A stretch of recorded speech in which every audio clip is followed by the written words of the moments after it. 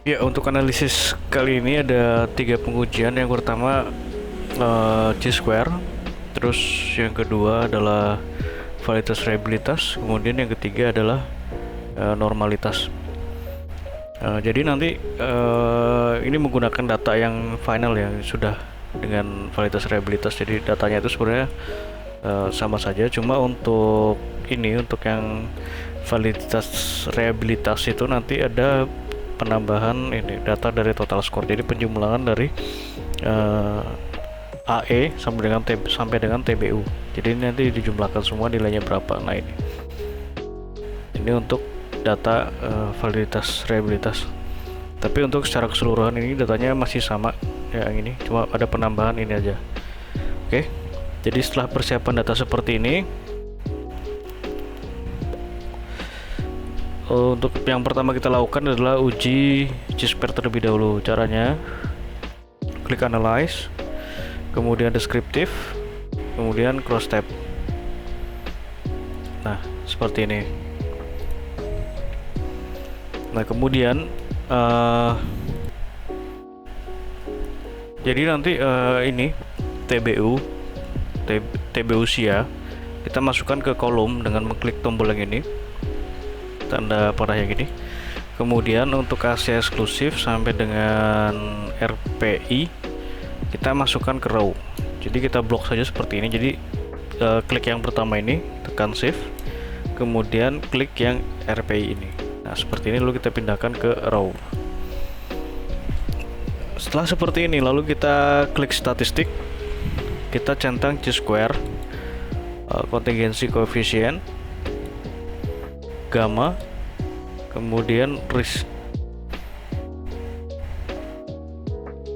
Kita continue, lalu kita bisa centang ini display cluster bar chart untuk menampilkan chartnya, lalu oke. Nah, seperti ini untuk hasil uji Chi-square nya. Oke, seperti ini ya. Nah, nanti ini merupakan adalah tabulasi silangnya. Ini adalah tabulasi silang. Kemudian untuk Chi-square, nilai signifikasinya diambil dari sini. Chi-square asymptotic significance to side. Nah, ambil yang ini. Jadi ini adalah untuk tabel deskriptif untuk tabulasi silangnya.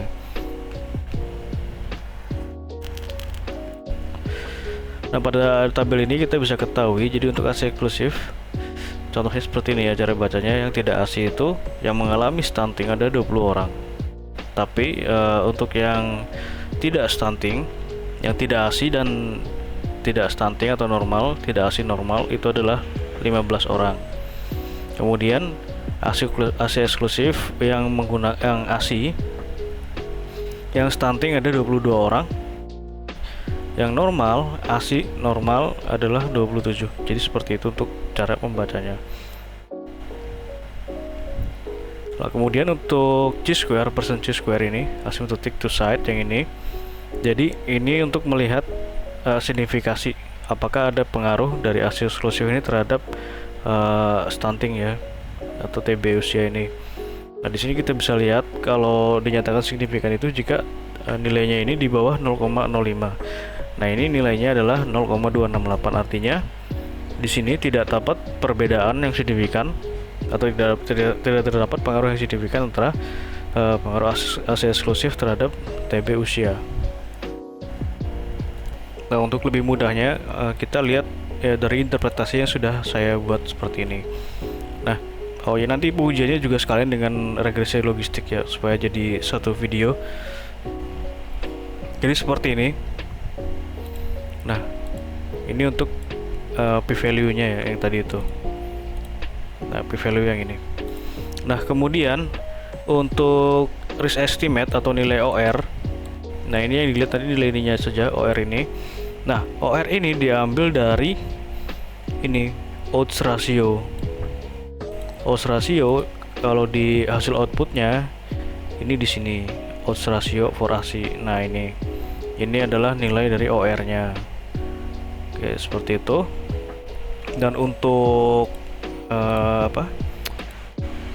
kontingensi koefisien atau CC nilainya itu diambil dari sini. Nah, dari sini kontingensi koefisien. Nah, ini adalah nilainya.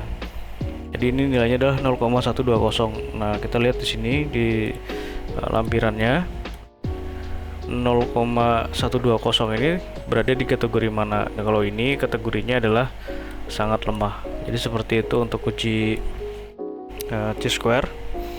Nah, di sini kita bisa lihat juga ini contohnya yang signifikan. Jadi yang signifikan ini adalah pola asuh. Jadi menurut saya ini masuk akal ya, walaupun ASI atau tidak ASI atau yang lainnya. Kalau misalkan pola asuhnya itu tidak baik, maka akan berpengaruh terhadap kejadian stunting ini.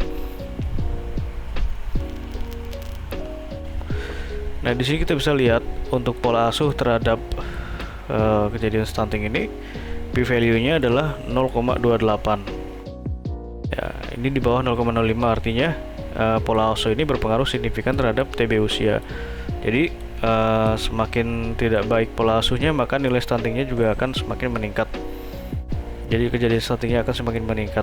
Atau kita bisa lihat OR. OR ini berarti untuk menentukan kejadiannya. Jadi untuk yang pola asuhnya tidak baik itu berpeluang terjadi stunting 2,667 kali lebih besar dibandingkan yang baik. Jadi seperti itu tuh OR. Kemudian untuk kontingensi koefisien ini menunjukkan seberapa erat hubungan antara pola asuh dengan kejadian stunting ini. Nah, keratan hubungannya adalah 0,233. Nah, di sini kita bisa lihat 0,233 itu tergolong dalam kategori lemah. Jadi seperti itu untuk uji chi-square.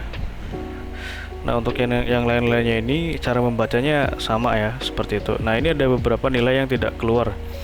Contohnya adalah untuk yang ini RIW imunisasi dasar. Nah, ini karena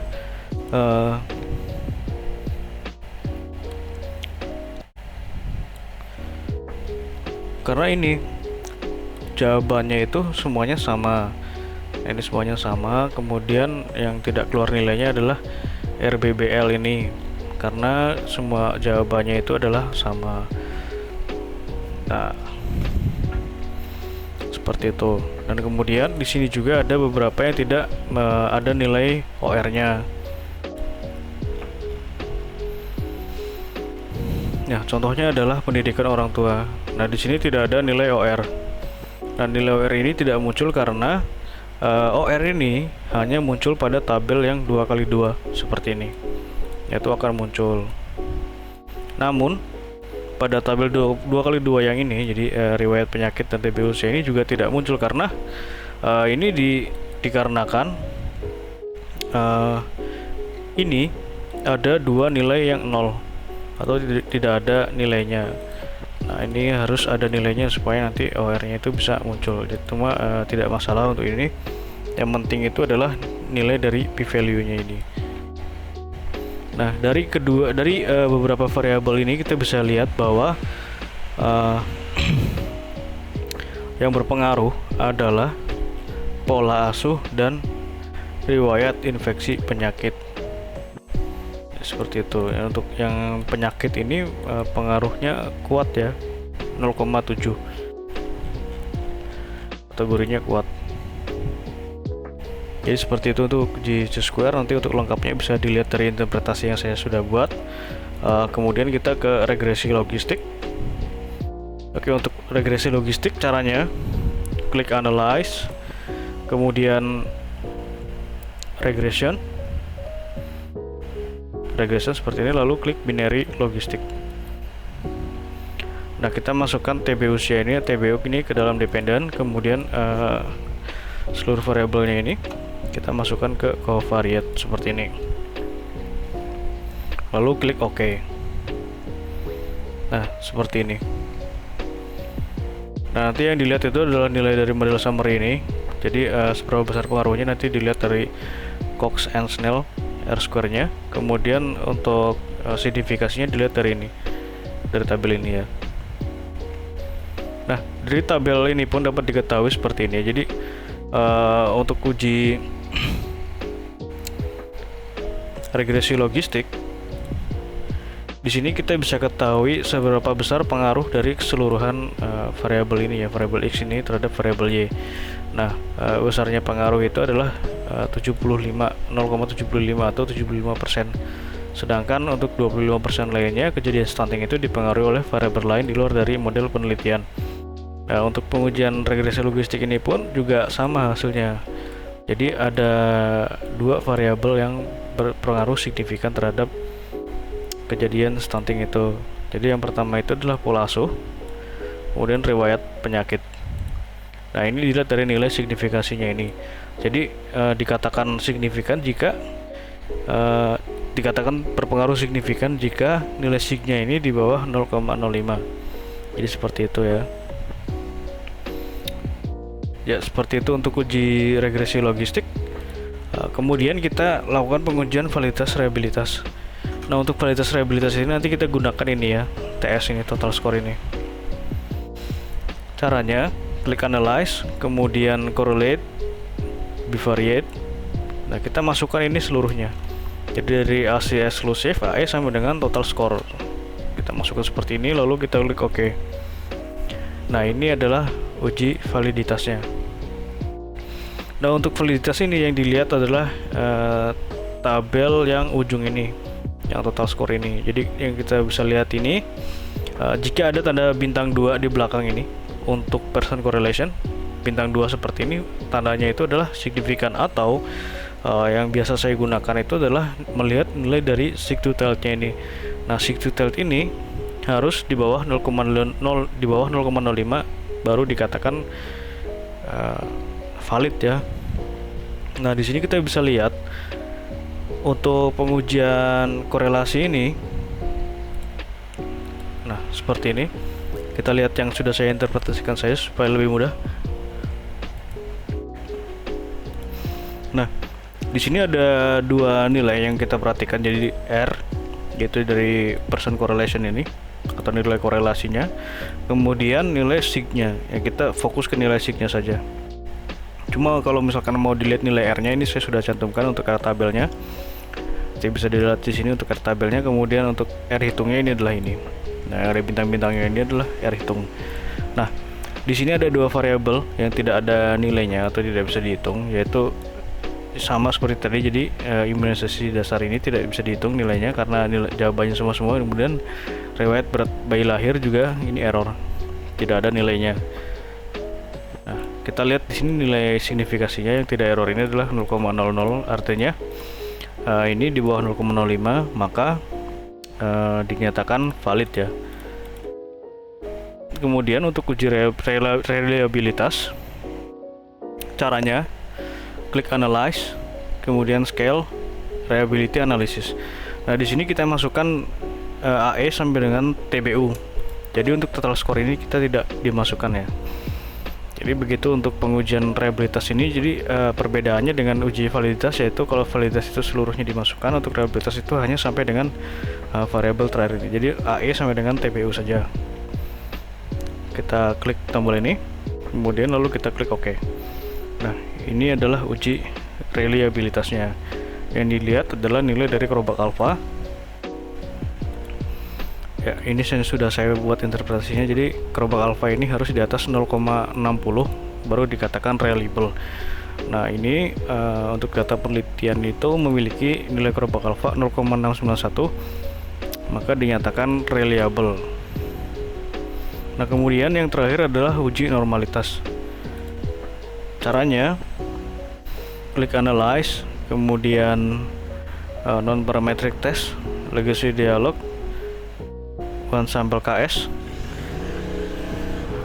Jadi kita masukkan ini semua sampai dengan TBU. Seperti ini kita blok, kita masukkan ke tabel test variable list.